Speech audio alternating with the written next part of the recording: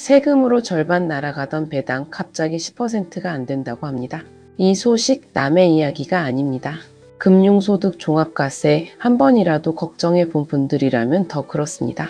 정부가 발표한 2026 경제성장 전략 방향에 한 줄이 들어갔습니다. 상장 리츠 저율 분리과세 추진. 짧은 문장이지만 의미는 큽니다. 지금까지 배당 소득은 연 2천만 원을 넘기면 다른 소득과 합산됩니다. 그래서 최대 49.5%의 세율이 적용됐습니다. 리츠도 예외가 아니었습니다. 일부 세제 혜택은 있었지만 조건이 까다로웠습니다. 5천만 원 한도, 3년 보유, 개별 신고. 현실적으로 불편했습니다. 그런데 분리과세가 적용되면 이 구조가 단순해집니다. 세율은 9.9%, 종합과세에서 빠집니다. 숫자만 보면 단순해 보이지만 실제 의미는 다릅니다. 예를 들어 볼까요? 연간 금융소득이 1억 원인 투자자가 있습니다. 리츠 배당으로 3천만 원을 받는다고 가정합니다. 현재 시스템에서는 2천만 원 초과분 1천만 원이 종합과세 대상입니다. 과세 표준에 따라 최대 45% 세율이 적용됩니다. 이 경우 1천만 원에서만 450만 원을 세금으로 냅니다. 그런데 분리과세가 되면 어떻게 될까요? 2천만 원까지는 기존대로 14% 세율이 적용됩니다. 초과분 1천만 원은 소득 규모에 따라 2030%의 별도 세율로 과세가 끝납니다. 과세 표준이 3억 원 이하라면 세율이 20% 수준입니다. 초과분에 대한 세금은 200만 원으로 줄어듭니다. 250만 원이 절세되는 셈입니다. 같은 배당금을 받아도 과세 방식에 따라 이렇게 차이가 납니다. 배당은 꾸준한데 세금이 발목을 잡던 구조, 이제 바뀔 수 있다는 신호가 나왔습니다. 그런데 여기서 끝이 아닙니다. 문제는 배당이 높다가 아닙니다. 왜 지금 리츠 이야기가 다시 나오느냐는 점입니다. 정부가 최근 발표한 2026 경제성장 전략 방향에 눈에 띄는 문장이 하나 들어갔습니다. 상장 리츠 저율 분리과세 추진. 이게 왜 중요할까요? 지금까지 배당 소득은 연 2천만 원을 넘기면 최대 49.5% 세율이 적용됐습니다. 리츠도 예외가 아니었습니다.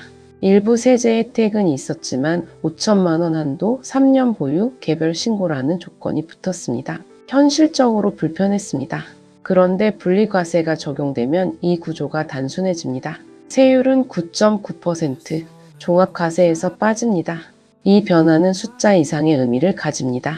실제 수익률이 달라집니다. 특히 배당 중심 투자자에게 그렇습니다. 현재 고배당 ETF의 배당 수익률은 34%대입니다. 반면 리츠 ETF는 68%대가 적지 않습니다. 주가가 안 오른 탓입니다.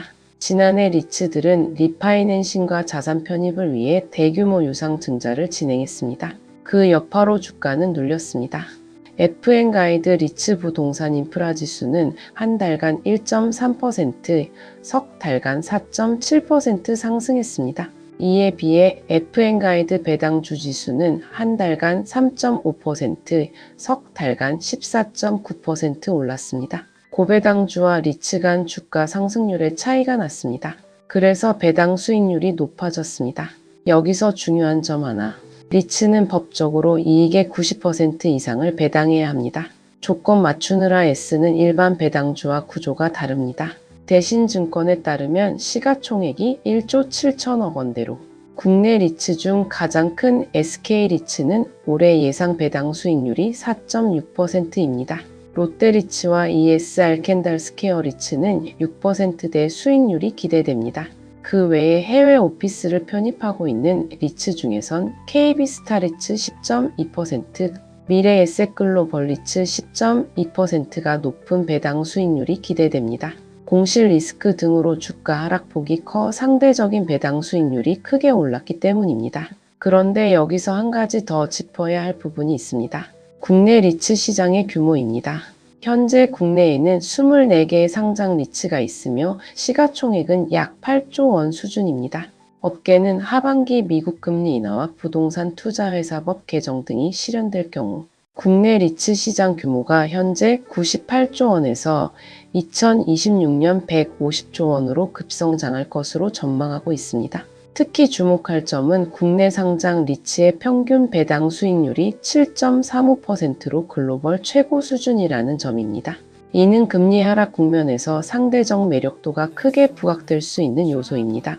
저금리 기조에 대한 기대가 약해지며 리츠 주가는 약세를 보였지만 최근 리츠들이 리파이낸싱을 통해 차익금리가 낮아졌기 때문에 이익 측면에선 긍정적입니다. 국내 자산을 담은 상장 리츠의 평균 금리는 2024년 4%대의 고점을 기록한 뒤 2026년 3%대 중후반으로 하락할 전망입니다.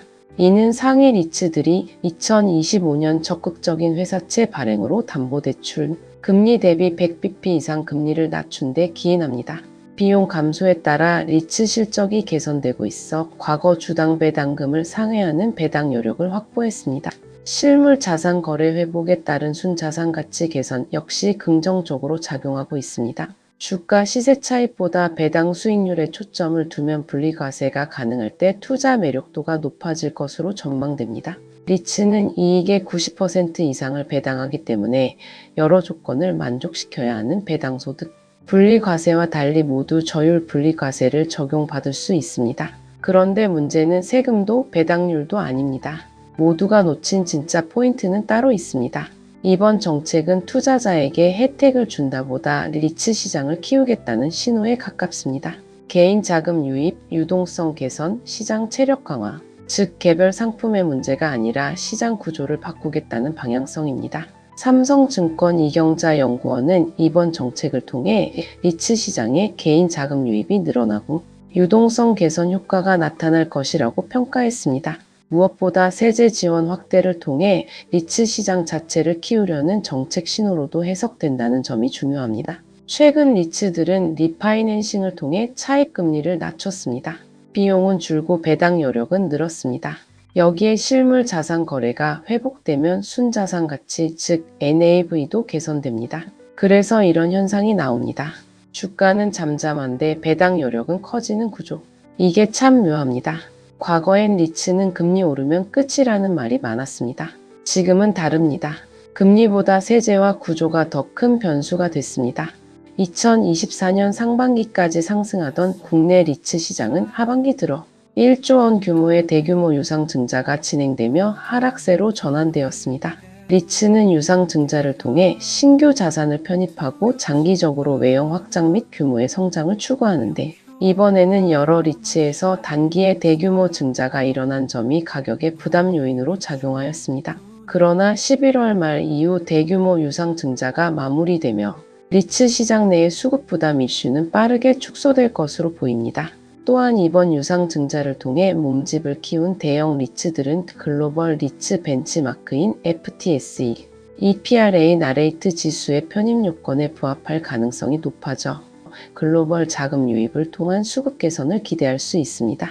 리츠 지원 정책은 투자 대상 다양화 외에도 리츠가 우량 자산을 신속하게 확보할 수 있도록 감정평가가 완료된 부동산 대상으로 매매 계약을 허용하는 등 운용의 편의성 측면으로도 개선 방안을 내놓았습니다. 이러한 리츠 시장 육성 정책은 상장 리츠의 질적 성장을 기대하게 합니다. 정부는 2018년 6조 원 규모인 공모 간접 투자 상품 규모를 2021년 60조 원으로 늘릴 계획이었습니다. 현재 국내 부동산 자산을 담은 사모펀드 리츠가 약 70조 원 수준이기 때문에 이를 공모로 유도한다면 불가능한 수치가 아닙니다. 만약 공모 리츠 규모가 60조 원에 도달한다면 국내 주식시장 시가총액의 2.3%에 달하는 수준입니다.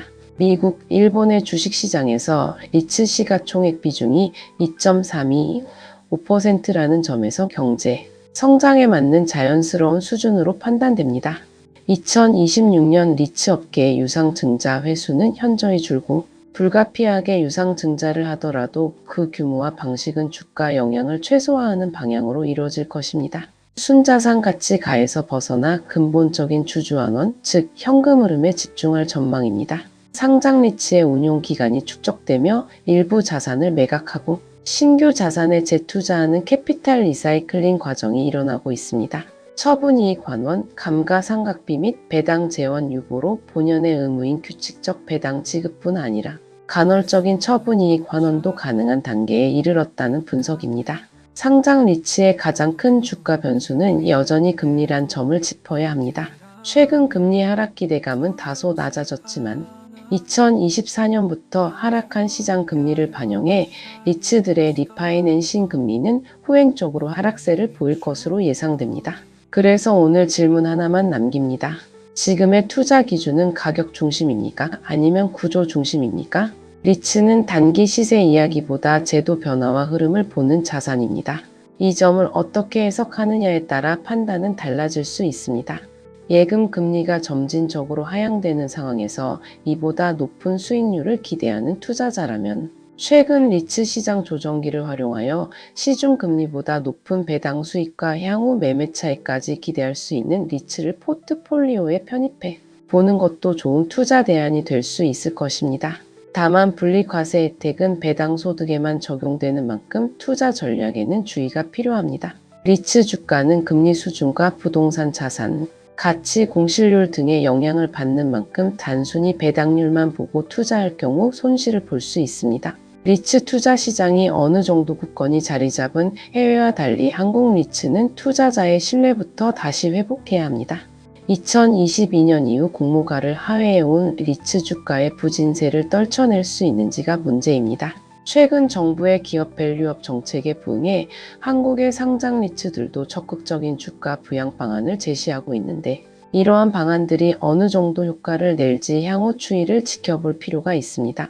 개별 리츠가 못 믿었다면 상장 리츠 여러 개를 묶은 ETF에 투자해 볼 수도 있습니다. 유가증권 시장에는 여러 개의 리츠 ETF가 상장되어 있는데 그 중에는 순자산 가치가 4천억 원이 넘는 대형 리츠 ETF도 있습니다.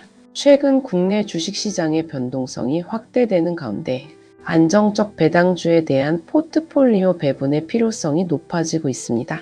조용히 펀더멘털을 강화해온 리츠와 인프라 펀드는 2026년 강력한 현금 흐름으로 제 역할을 할 전망입니다. 2026년 투자 포인트는 주주의석 우려가 낮고 배당 안정성이 입증된 종목에 집중하는 것입니다. SK리츠, 하나리츠, KB바레인프라 등이 주목받고 있습니다. 금리 안정화와 함께 상업용 부동산의 공급 감소, 그리고 인공지능 관련 데이터 센터 수요 급증 등이 리츠 시장의 핵심 성장 동력으로 작용할 것으로 예상됩니다. 글로벌 데이터 센터 시장 규모는 2021년 약 5조 원에서 빠르게 확대되고 있으며 이러한 성장세는 2026년에도 지속될 전망입니다. 코로나19 팬데믹으로 큰 타격을 받았던 오피스 시장이 점진적 회복세를 보이고 있습니다. 신규 공급이 2025년 20% 감소하고 2027년까지 매년 75%씩 추가 감소할 예정입니다. 동시에 오피스 철거나 용도 변경 비율이 코로나19 이전 대비 20% 이상 증가하고 있어 수급 개선이 기대됩니다. 베이비 부머 세대의 본격적인 은퇴와 함께 시니어 하우징 리츠에 대한 수요가 크게 늘어날 것으로 예상됩니다. 또한 주거용 부동산의 경우 꾸준한 인구 증가와 주택 공급 부족으로 안정적인 성장이 기대됩니다. 데이터 센터와 시니어 하우징 같은 구조적 성장 동력을 가진 섹터에 주목하듯 개별 리츠의 펀더멘털과 재무 건전성을 면밀히 분석하는 것이 중요합니다. 특히 낮은 부채 비율과 우량한 자산 포트폴리오를 보유한 리츠를 선별하는 것이 핵심입니다. 2026년 글로벌 리츠 시장은 금리 안정화, 공급 부족, 그리고 새로운 성장 동력 부상이라는 긍정적 요인들이 복합적으로 작용하며 회복세를 보일 것으로 전망됩니다. 하지만 여전한 거시경제적 불확실성을 고려할 때 투자자들은 거시경제 변화와 함께 개별 리츠의 펀더멘털을 면밀히 분석하며 섹터별로 선별적이고 전략적인 접근이 필요한 시점입니다. 특히 한국 시장의 경우 높은 배당 수익률과 정부의 정책적 지원이 맞물려 새로운 성장 기회를 제공할 것으로 기대되며 이는 장기적인 관점에서 매력적인 투자 기회로 평가됩니다. 다음 영상에서는 이 변화가 배당주와 ETF에 어떤 영향을 줄지 조금 더 이어서 살펴보겠습니다. 구독과 좋아요는 더 많은 분들에게 희망을 전하는 힘이 됩니다. 오늘도 행복한 하루 되세요. 감사합니다.